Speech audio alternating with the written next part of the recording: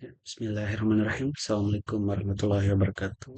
Perkenalkan, nama saya Fazrul Zahrawani Ahmad dari Prodi Informatika dengan NIM 230401010279.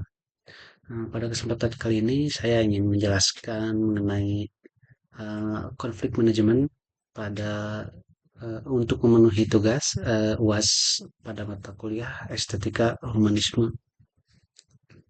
Hmm, Oke, saya mulai. Jadi konflik manajemen itu sebuah keterampilan gitu yang penting banget gitu dalam kehidupan pribadi maupun profesional gitu.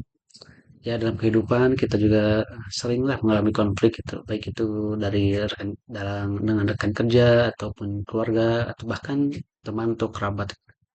Jadi konflik itu dapat muncul ya dengan alasan-alasan yang berbagai lah, beragam dari persaingan gitu ataupun perbedaan dalam pendapat ataupun bisa ketidakjelasan dalam peran atau tujuan gitu. Nah, namun pada konflik ini tidak harus gitu berakhir dengan cara-cara yang negatif gitu. Kita juga bisa mengakhiri konflik ini dengan hasil yang positif yaitu dengan cara konflik manajemen yang tepat gitu. Jadi jika kita memanage itu konflik ini dengan tepat itu konflik itu bisa dipecahkan gitu dengan cara konstruktif yang membangun atau bahkan bisa menjadi ajang untuk belajar gitu dan memperkuat hubungan juga seperti itu. Jadi definisi dulu nih. Definisi si konflik manajemen ini. Konflik manajemen adalah proses gitu, proses identifikasi, evaluasi, dan resolusi konflik dengan cara yang efektif dan adil. Itu dengan tujuannya dapat mencapai resolusi yang memuaskan bagi semua pihak yang terlibat dan untuk mencegah konflik yang serupa juga gitu di masa depan. Jadi untuk konflik manajemen ini ya kita itu mengidentifikasi gitu apa gitu yang salah gitu dari konflik ini dan terus bagaimana gitu kita cara memecahkannya gitu.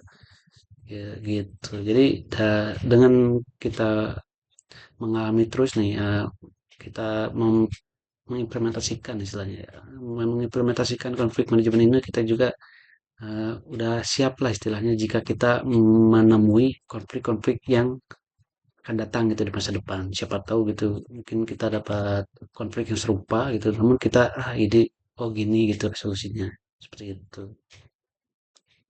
Jadi si konflik manajemen ini juga ada tipe-tipenya ya.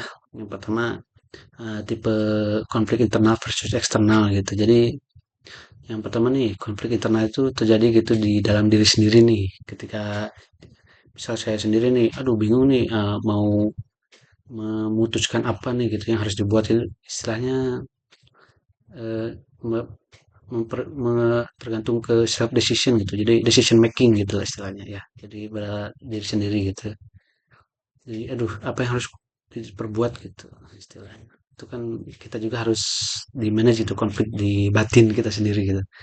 Kemudian ada di eksternal gitu. Jadi konflik eksternal ini ya konflik antara individu gitu ataupun kelompok. Jadi seperti perselisihan gitulah ke rekan kerja ataupun teman kerabat. Terus selanjutnya ada konflik antar personal dan antar kelompok versus antar kelompok gitu. Di antar personal itu melibatkan dua orang nih apa namanya istilahnya adu mulut gitu. Jadi pertengkaran gitu. Mungkin karena ada tadi ya karena tadi itu ada persaingan ataupun perbedaan pendapat mungkin yang menyebabkan adanya konflik gitu seperti itu sih. Lalu ada konflik antar kelompok gitu dia nah ya perbedaannya ya melibatkan lebih dari dua kelompok gitu kan jadi dua belah pihak yang berkelompok istilahnya gitu. Nah konflik-konflik ini jika bad ending gitu sangat bahaya gitu contohnya mungkin kayak konflik apa ya kalau dulu tuh kayak Madura sama Dayak gitu kan itu awalnya konflik namun berujung mematikan gitu kan sangat sangat disayangkan gitu jika memang kita tidak bisa memanage konflik gitu seperti itu. Nih, ini berikut nih dampaknya nih apa sih dampak dari eh, konflik gitu dari sisi positif maupun negatif gitu. Jadi dari dampak negatif ya tentu tadi merusak hubungan, mengurangi produktivitas dan menciptakan lingkungan tidak kondusif. Ya merusak hubungan mungkin istilahnya kalau sekarang tuh selek gitu kan. Kita tuh aduh gak suka banget sih sama dia gitu. Nah itu kan mungkin gara-gara kesalahpahaman mungkin bisa jadi gitu kan ataupun konflik gitu yang tidak berujung gitu sih. Jadi mengurangi produktivitas juga jika tadi ada konflik internal tuh batin tuh sulit gitu kan. Jadi tidak kondusif lah istilahnya. Mm. Nah, jadi jika dikelola dengan baik juga nih, ada dengan implementasinya konflik manajemen, si dampak dari konflik ini kita juga bisa menghasilkan buah yang positif gitu. Seperti ya meningkatkan kreativitas ataupun bisa tuh memperbaiki komunikasi dan bisa juga mempererat hubungan gitu kan. Seperti itu. Kemudian, nah ini nih ada tahapan-tahapan konflik nih yang bisa kita apa namanya identifikasi gitu. Yang pertama ada laten nih, laten potensi konfliknya ada tapi belum terlihat gitu, masih angin-anginan gitu kan istilahnya. Lalu ada perceive, ya, perceive konflik. Ya salah satu pihak itu udah sadar nih bahwa wah kegaduhan ini gitu bakal adanya berpotensi lah menjadi suatu konflik gitu. Nah, kemudian ada nih felt conflict, jadi merasakan, dirasakan nih si konflik itu mulai kerasa nih, ini bakal jadi konflik nih. Gitu. Lalu selanjutnya nih ada manifest konflik. Manifest konflik itu ya terlihatlah konfliknya gitu. Ini bapak-bapak dengan bapak-bapak bisa cekcok gitu, adu mulut. Nah itu kan terlihat nih manifest, permanifest konfliknya dengan bentuk adu mulut gitu seperti itu. Kemudian di sini ada tentu saja dengan konflik pasti harus ada resolusi, baik itu bad ending ataupun good ending itu tergantung manajemen konflik. Seperti itu sih. Nah, oke. Jadi strategi nih bagaimana nih biar kita terjauh dari bad ending dari satu konflik resolusi gitu dengan cara ya yang pertama kompromi ya ngobrol gitu. Jadi cari jalan antar dua pihak itu biar bisa diterima lah istilahnya musyawarah untuk mencapai mufakat ya. Itu kompromi. Kemudian ya tentu saja dengan kolaborasi atau bekerja sama juga bisa menjadi cara lah biar kita mendapatkan solusi yang dapat diterima gitu dari kedua belah pihak. Kemudian ada juga strategi buat orang yang pasif nih menghindar aja, udah jangan ikut-ikutan. Kita gak usah ikut-ikutan konflik yang ada gitu. Kalau memang kita gak mau ngatasin lah, istilahnya gak mau ngatasin secara langsung gitu sih. Nah, ada juga salah satunya strateginya itu kompetisi gitu. Ya, tentu saja dengan kompetisi itu memenangkan konflik dengan ya menguntungkan satu pihak gitu kan. Seperti itu sih. Kemudian ada juga akomodasi atau bisa kita istilahnya jadi itachi lah mengorbankan kepentingan diri sendiri gitu, untuk memuaskan orang lain bisa juga tuh. Kemudian ada pun teknik berkomunikasi nih, teknik komunikasi untuk konflik manajemen gitu. Ya, yang salah satu yang pertama adalah ada mendengarkannya, mendengarkan aktif itulah aktif istilahnya, pendengar aktif itulah istilahnya. Terus ya itu tuh ya memberikan perhatian penuh lah kepada pihak-pihak yang mengkonfirmasi gitu.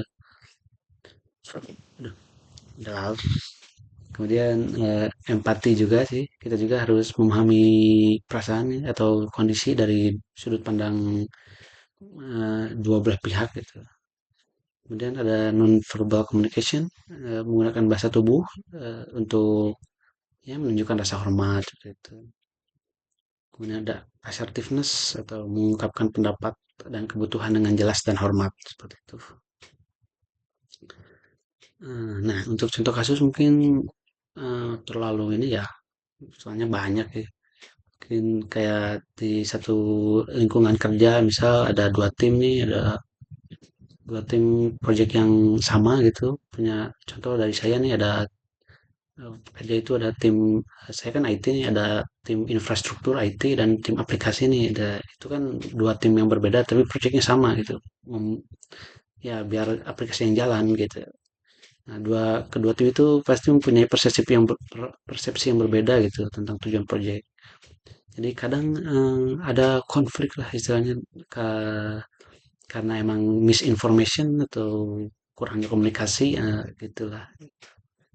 Mungkin kurang aktifnya atau project manajernya mungkin kurang benar tuh itu bisa menjadi konflik sih harusnya. Harusnya tugas project manager tuh ya menghindari konflik-konflik seperti ini sih, seperti itu. Yang saya alami dalam dunia kerja sih gitu. Dan melalui ya kedua tim ini misal saya kerja nih ada tim IT infrastructure and tim application. Nah, itu tuh bisa kolaborasi lah biar kita itu satu tujuan bahwa ya kita tuh punya tugas yang sama gitu biar aplikasi yang kita rancang bisa jalan gitu, bisa diakses oleh semua orang. Nah, itulah istilah. Seperti itu sih. Jadi istilahnya kalau ada satu kesalahan tuh tidak saling melempar kesalahan tuh. Bisa aja itu menjadi konflik juga tuh. Misal ada error nih dari aplikasi, malah aplikasi ngelempar ke infrastruktur nih. Ini jaringannya jelek nih, jadi gak bisa diakses aplikasi. Nah, itu kadang ada konflik seperti itu di dunia kerjaan di saya alami gitu. Seperti itu sih untuk contoh kasus ya. Oke, tip praktis dalam konflik manajemen. Yang pertama tentu saja stay calm and keep composed. Itu calm, tenang aja, jangan apa namanya, panik atau apapun. Hindari emosi yang berlebihan. Kemudian ada communicate openly, kita terbuka istilahnya komunikasinya, jangan ada menyimpan rasa tidak puas ataupun dendam gitu.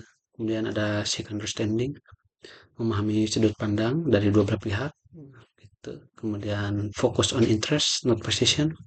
Ya, sesuai arti lah, fokus ke kepentingan gitu, bukan pada posisi masing-masing. Itu bukan stand aside seperti itulah. Kemudian be proaktif juga nih, jangan ditunda lah untuk mengatasi konflik itu. Kita juga harus langsung atasi secara proaktif. Seperti itu mungkin untuk pembahasan materi dari konflik manajemen yang saya paparkan untuk mata kuliah estetika humanisme.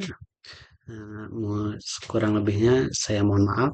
Terima kasih. Assalamualaikum warahmatullahi wabarakatuh.